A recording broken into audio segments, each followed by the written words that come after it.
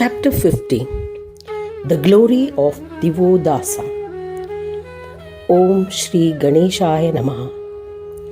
The eminent Mahamuni Yajnavalkya was pleased with devotion of Vishwamitra. He said, "O eminent Muni, I have come specifically to meet you. I have learned that you are unhappy. Please understand that this is the sole reason for my visit. O wise ascetic, let me understand the reason for your sorrow, and I shall try to alleviate it by imparting a remedy." Vishwamitra replied, "I observed austere penance and pleased Brahma Deva, but he did not grant me Brahminhood. Sage Vasishta also addressed me demeaningly as Raja Rishi in an assembly. O Yogendra, advise me how I can become a Brahmin who will be recognized and revered by all. I shall strive to follow the advised path." The eminent Muni Yajnavalkya replied, "O Raja Rishi, do not worry. You shall definitely become a Brahma Rishi. Follow my advice and abandon your excessive pride. Also, forsake the evil envy in your heart for your true well-being. I shall narrate the fascinating legend of Kashi Vishweshwara in this context. It will not only purify you but also help you to attain Brahminhood." Vishweshwara was so possessive of the town of Kashi that he would not abandon the town of Kashi even during the disastrous floods. Shambhu was unable to bear separation from it even for a moment. As a result, Vishweshwara and Kashi became conceited and an obstacle was created. Once they faced a terrifying prospect of separation, Mudgalacharya continued the narration. He said that Muni Vishwamitra was extremely happy with the advice given by Yajnavalkya. He asked affectionately, what was the obstacle faced by Shiva which caused him to separate from Kashi? Please describe in detail. Yajnavalkya continued, for 60 years it had not rained on earth. The animate and inanimate creations on earth were destroyed. Seeing the destruction of his subjects, Pitamaha Brahma approached Devodasa, a superior king. Devodasa was a Raja Rishi belonging to the lineage of Surya. He had renounced his kingdom and was observing austere penance with devotion to attain liberation. Due to his penance and practice of yoga sadhana, he appeared to possess the luminance like a second sun. Brahma said to him, "O illustrious Devodasa, what I am about to say is in your interest. O intellectual one, I am giving the kingdom of Kashi to you. Please accept it." Divodasa replied, "I am no longer a ruler. I am not interested in any attachments. All I desire is moksha, emancipation. Please grant me moksha." Brahma Deva once again advised him to accept the reins of the kingdom in the larger interest of the subjects. He said, "If you accept the throne, the kingdom will be blessed with incredible rains. Otherwise, the subjects will be destroyed. Hence, heed to my plea." The compassionate Devodasa accepted the kingdom of Kashi, bereft of Devas, without the interference of Shankara in its governance. The Swargas are ruled entirely by the Devas. The earth is ruled by humans. Patal is to be ruled by the Nagas and Rakshasas. Hence, O respected Pitamaha, I will worship Shambhu as a Deva but not accept him as a king of Kashi. Everyone should conduct themselves within the prescribed limits. Brahma Deva accepted his conditions and handed over the kingdom of Kashi to Divodasa. Brahma Deva then went to Kashi. The skilled strategist paid obeisance to Shankara. He said, "O Shankara, go to mountain Mandara immediately. O Shiva, Sage Marichi is performing penance there. Go and grant him a boon. If you do not do so, the Muni will perish. O Guru of this universe, leave immediately." Shiva is also known as Vaidyanatha, physician. The foremost duty of a physician is to heal the deceased ones. Marichi was the son of Brahma Deva. Listening to the words of Brahma Deva, Shiva, accompanied by the Devas and Rishi Ganas, hurried to the Mount Mandara to grant the Brahmina boon. He said to Marichi, "O sage, ask for a boon." Marichi replied, "O Sadashiva, please grant me salvation." He asked for this boon, and as a result of his agonizing austerities, he breathed his last. He attained Sarupya Mukti, 4 types of liberation are Saloka Mukti, being in the same world of the Lord; Sarupya Mukti, become the same form as the Lord; Samipa Mukti, being closer to the Lord; and 4, Sayujya Mukti, become one with the Lord. At that moment, Brahma requested Shambhu, "O Shambhu, leave the city of Kashi, stay at Mount Mandara. O Shankara, I have offered the kingdom of Kashi to Divodasa to avert the calamity of drought. He has accepted the kingdom on the condition that the earth should not be ruled by the Devas. If this does not happen, he will not accept the kingdom.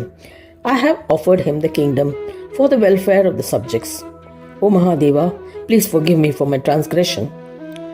Shiva sighed and agreed. Shiva then lived with Parvati and other Ganas on the mountain Mandara. He mused, "Destiny has forced me to abandon the glorious Kshetra Kashi, from which I have never been separated. Now by which karmas will I attain liberation? The pronouncements of Brahma Deva are never untrue. How should I cope with the separation from Kashi? I am the eternal supreme Lord of the universe. I am helpless. The name of Vishwanatha, Lord of the universe, is now meaningless. There is no doubt about it. I am like any other creature which has been treated like a puppet. The only way is to surrender to Vignaraja. The emergence of the incredible obstacle is nothing but an attempt to deliberately vanquish me of my pride." Resolving thus, he performed penance and meditated uninterruptedly on Ganapati with the intention of being reunited with the town of Kashi. The city of Kashi, also saddened by separation from Shambhu, meditated on Vignesha with a steadfast mind, observing strict penance.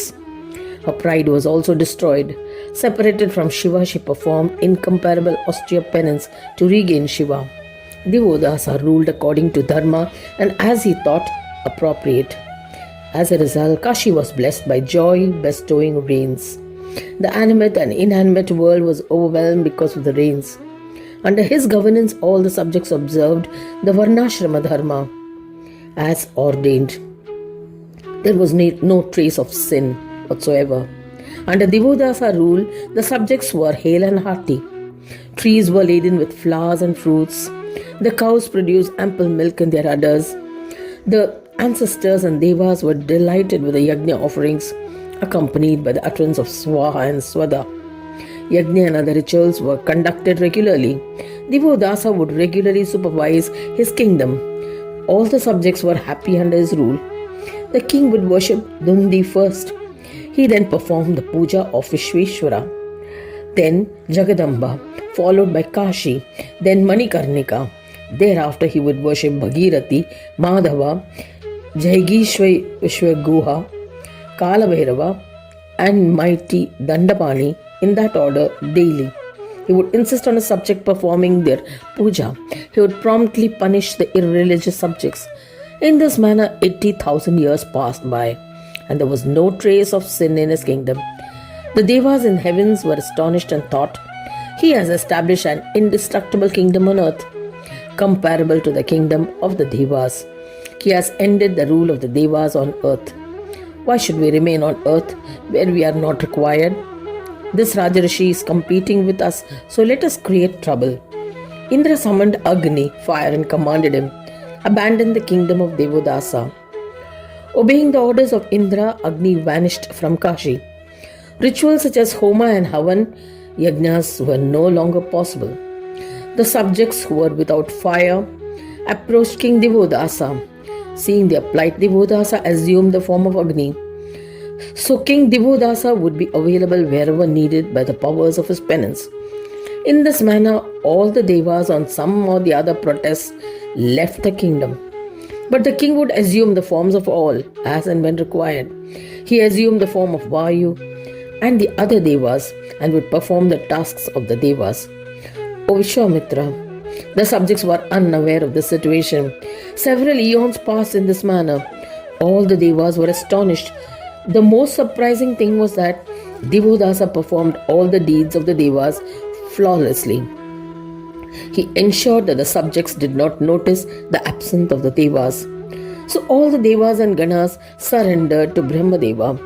It appeared that the Devas had forsaken the earth and Divodasa had worked the magic on the earth. They said to Brahma Deva, "With the powers of his austerities, he assumes our forms and conducts our deeds incredibly and with respect. There is no place for us now. O Vibho, what are we to do now?"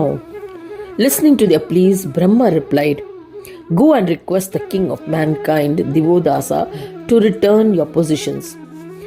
He will definitely reinstate you to your positions, there is no doubt about it." Indra and other Devas approached Devodasa. He immediately honored them, bowed to them and offered a Sashtang Namaskar. The Devas lifted him and appreciated him. He pleased the Devas by returning their respective positions. He did not assume any forms and conducted himself in just one form, that of a human. Thereafter, Agni and other Devas established themselves in their respective positions. Thus ends the 50th chapter titled The Glory of Devodasa in the first khanda of the Puran Upanishad, Sriman Mudgal Purana, describing the legends of Wakarathunda. Dedicated to Sri Gajanana. End of chapter 50.